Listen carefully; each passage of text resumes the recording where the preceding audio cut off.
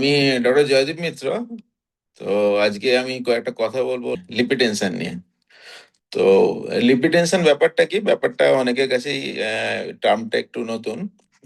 Hypertension আমরা জানি, hypertension মানে যদি ব্লাড প্রেশার বেশি থাকে তাকে বলা হয় হাইপারটেনশন। আর লিপিটেনশন ব্যাপারটা আর কিছুই নাই, এই হাইপারটেনশনের সঙ্গে যদি আমাদের ব্লাডের লিপিড গুলো, যেমন এলডিএল কোলেস্টেরল আপনারা জানেন, খারাপ কোলেস্টেরল যেটা, সেটা যদি কারোর বেশি থাকে, এইচডিএল কোলেস্টেরল মানে যেটা গুড কোলেস্টেরল সেটা যদি কম থাকে, বা ট্রাইগ্লিসারাইড এটা যদি বেশি থাকে, যে কোনো একটাই যদি থাকে হাইপারটেনশনের সঙ্গে, তাহলে একে আমরা বলি লিপিটেনশন। তো এই লিপিটেনশন ব্যাপারটা ইম্পর্টেন্ট কেন? কারণ হচ্ছে কি, আমরা জানি হাইপারটেনশন যদি থাকে তাহলে কি হয়, অনেক রকম কমপ্লিকেশনের সম্ভাবনা থাকে লং টার্মে। যেমন আমাদের হার্ট অ্যাটাক হওয়ার চান্স বেড়ে যায়, যেমন স্ট্রোক হওয়ার চান্স বেড়ে যায়, পেরিফেরাল ভাস্কুলার ডিজিজ হওয়ার চান্স বেড়ে যায়। তো যদি কোলেস্টেরল বা লিপিডের কোনো অ্যাবনর্মালিটি থাকে তাহলেও একই ব্যাপারগুলো হয়। কিন্তু যদি দুটো কোএক্সিস্ট করে একসঙ্গে, তাহলে যে রিস্কটা অনেকটা মাল্টিপ্লাইড হয়ে যায়। যেমন ধরুন, যদি কারোর হাইপারটেনশন থাকে, তার যদি এই জিনিসগুলো হওয়ার চান্স থাকে 3 গুণ, কোলেস্টেরল বেশি থাকলে বা লিপিডের প্রবলেম থাকলে যদি 3 গুণ থাকে, তাহলে ব্যাপারটা কিন্তু যদি দুটো একসঙ্গে থাকে, তাহলে 3+3 6 গুণ হয় না, ব্যাপারটা 3x3 মানে 9 গুণ হয়ে যায়।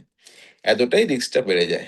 তাই জন্য এই ব্যাপারটা খুব ইম্পর্টেন্ট, এবং দেখা গেছে যাদের হাইপারটেনশন থাকে আমাদের দেশে, তাদের অলমোস্ট 70%-এর তার সঙ্গে বিভিন্ন ধরনের লিপিড অ্যাবনর্মালিটিও দেখা যায়। তো সেই জন্যই ব্যাপারটার সম্বন্ধে কনসেপ্ট থাকাটা আমাদের খুব জরুরি। তো এই লিপিটেনশন ব্যাপারটা বোঝা গেল। তো লিপিটেনশন তাহলে আমরা কিভাবে ব্যাপারটাকে কন্ট্রোল করব? তাহলে আমাদের হাইপারটেনশনটাকেও কন্ট্রোল করতে হবে, প্লাস কোলেস্টেরলটাকেও বা লিপিডের বিভিন্ন যে অ্যাবনর্মালিটি আছে সেগুলোকেও কন্ট্রোল করতে হবে।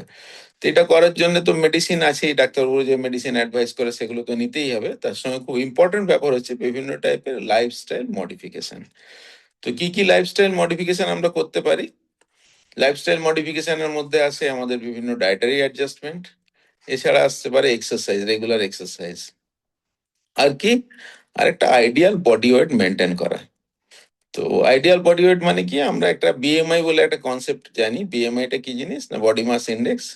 বডি মাস ইন্ডেক্স কিভাবে পাবো? আমাদের যদি ওয়েটটাকে আমরা কেজিতে নিই, আর যদি হাইটটা মিটারে নিই তার স্কোয়ার, এটা দিয়ে ওয়েটটাকে ভাগ করি, যে ভ্যালুটা পাওয়া যায় সেটাই হচ্ছে বিএমআই। তো বিএমআইটা আইডিয়াল হওয়া উচিত 18.5 থেকে 24.9-এর মধ্যে। 24.9 থেকে যদি বেশি থাকে তাহলে ওবেসিটি বলা হয়, 30-এর বেশি গেলে সেটা ওভারওয়েট আগেরটা বলা হয়, তাহলে সেটা হচ্ছে ওবেসিটি। তো আইডিয়াল বডি ওয়েট মেনটেন করাটা খুব জরুরি। এছাড়া আর একটা জিনিস আছে আমাদের ইন্ডিয়ান ক্ষেত্রে, এদের ক্ষেত্রে দেখা গেছে ওবেসিটি, এই বিএমআইটা অতটা বেশি ইম্পর্টেন্ট নয়, আরো বেশি ইম্পর্টেন্ট হচ্ছে গিয়ে অ্যাবডোমিনাল ওবেসিটি। আমাদের অনেক লোক পাওয়া যায় যাদের বিএমআই হয়তো নর্মাল, কিন্তু তাদের অ্যাবডোমিনাল ওবেসিটিটা অনেক বেশি। তো সেটা কিভাবে মেজার করব? সেটা আমাদের যে রিব কেজ আছে তার তলার পয়েন্টটা আর হিপ বোনের যে টপ মোস্ট পয়েন্টটা, এই দুটোর মধ্যে যে দুটো পয়েন্টকে যোগ করলে যে সরলরেখাটা পাওয়া যাবে, তার যদি মিড পয়েন্টে আমরা পেটের গাছটাকে মেজার করি, সেটাই হচ্ছে অ্যাবডোমিনাল সার্কামফারেন্স। সেটা আমাদের দেশের ক্ষেত্রে মেলের হওয়া উচিত 90 সেন্টিমিটারের নিচে, ফিমেলের হওয়া উচিত 80 সেন্টিমিটারের নিচে। এর থেকে যদি বেশি থাকে তাহলে অ্যাবডোমিনাল ওবেসিটি, তাহলে এই যে লিপিটেনশন, এর থেকে যে রিস্ক ফ্যাক্টর গুলো এগুলো আরো অনেক বেশি বেড়ে যায়। তো আমরা বললাম এক্সারসাইজ, এক্সারসাইজটা কিরকম ভাবে করা উচিত? এক্সারসাইজ অ্যাটলিস্ট আমাদের যাদের হাইপারটেনশন বা লিপিটেনশনের ব্যাপারটা থাকে, অ্যাটলিস্ট সপ্তাহে 150 মিনিট, 150 মিনিটস এক্সারসাইজ করা উচিত মিনিমাম। সপ্তাহে 3 থেকে 4 দিন, যখন প্রত্যেকদিন 30 মিনিট অন্তত পক্ষে। সেটা অ্যাটেস্ট স্ট্রেচ হতে পারে বা ব্রেক করেও হতে পারে। কখনো 10 মিনিট, সারাদিন হয়তো 3টে স্ট্রেচে 10 মিনিট করে কেউ এক্সারসাইজ করলো, সেটাও ইম্পর্টেন্ট খুব। তো এছাড়াও সাইক্লিং করা যেতে পারে, সুইমিং করা যেতে পারে, এই যে এরোবিক এক্সারসাইজ, এগুলো খুব ইম্পর্টেন্ট। তবে এক্সারসাইজ করার আগে একটা জিনিস ইম্পর্টেন্ট, সেটা হচ্ছে ডাক্তারবাবুর পরামর্শ নেওয়া জরুরি। পার্টিকুলারলি যদি কারোর খুব বেশি হাইপারটেনশন থাকে, মানে 170/100 এই ব্লাড লেভেলের বেশি ব্লাড প্রেশার থাকে, তাদের অবশ্যই ডাক্তারবাবুর অ্যাডভাইস অনুযায়ী এক্সারসাইজ করা উচিত। বা কারোর যদি কোনো কার্ডিয়াক এলিমেন্ট থাকে, তাদেরও ডাক্তারবাবুর অ্যাডভাইস অনুযায়ী এক্সারসাইজ করা উচিত। এরপরে আসি ডায়েটের প্রসঙ্গে। ডায়েট কিরকম হওয়া উচিত? তো ডায়েটের আমরা যে ভাত রুটি এসবগুলো খাই, এগুলো ইউজুয়ালি হোল গ্রেন সিরিয়াল হওয়াটাই বাঞ্ছনীয়। যেমন ব্রাউন রাইস, যেখানে পসিবল ব্রাউন রাইস ইউজ করা যেতে পারে।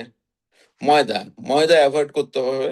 হোল গ্রেনস গম, যেমন আটার রুটি, এগুলো আমরা প্রেফার করতে পারি। ব্রাউন ব্রেড প্রেফার করতে পারি।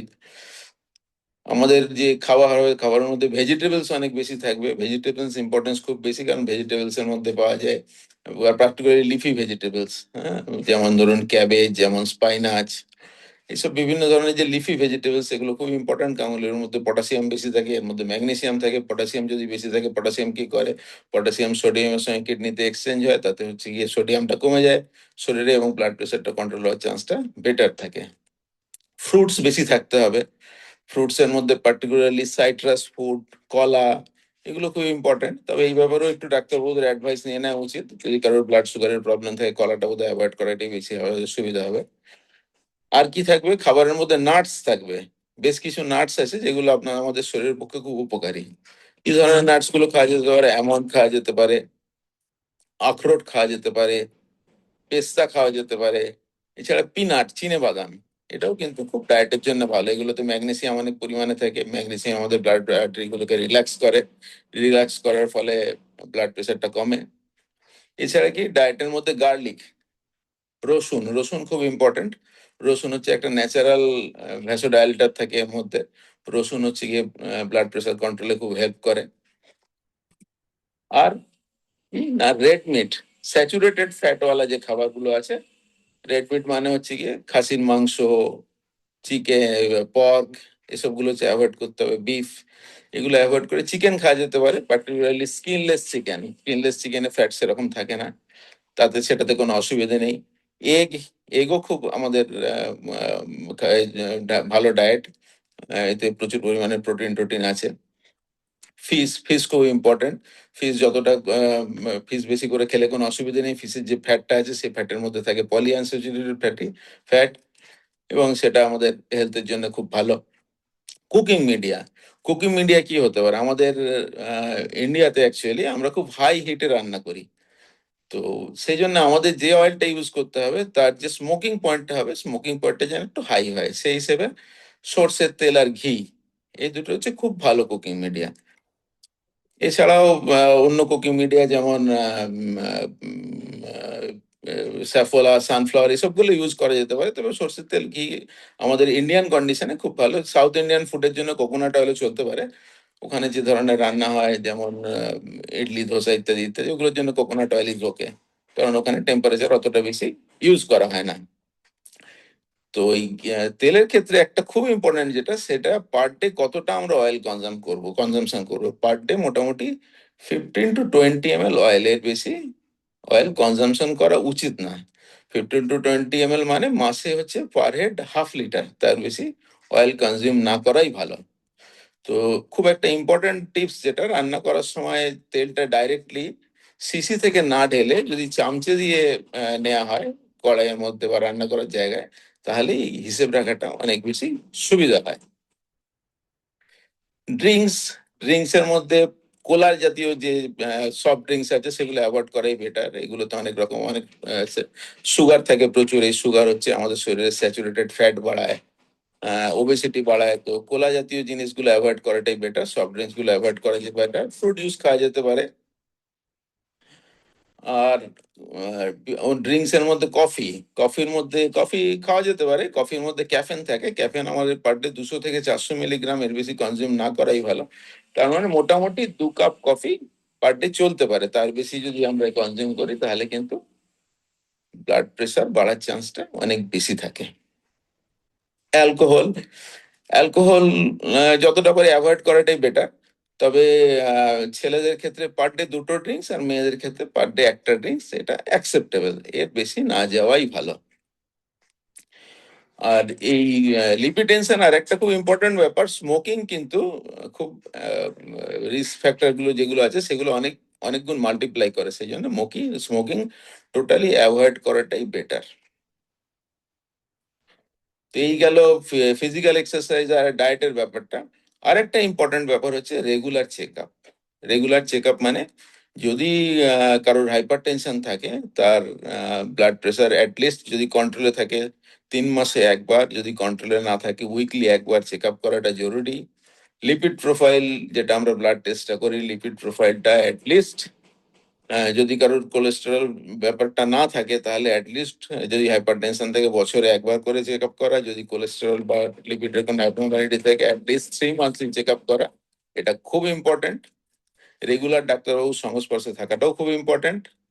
অ্যাটলিস্ট 3 মাসে একবার, যাদের লিপিটেনশনের ব্যাপারটা আছে, 3 মাসে একবার চেক আপ করাটা খুব খুব জরুরি। তো মোটামুটি লিপিটেনশনের ব্যাপারে এইটুকুই।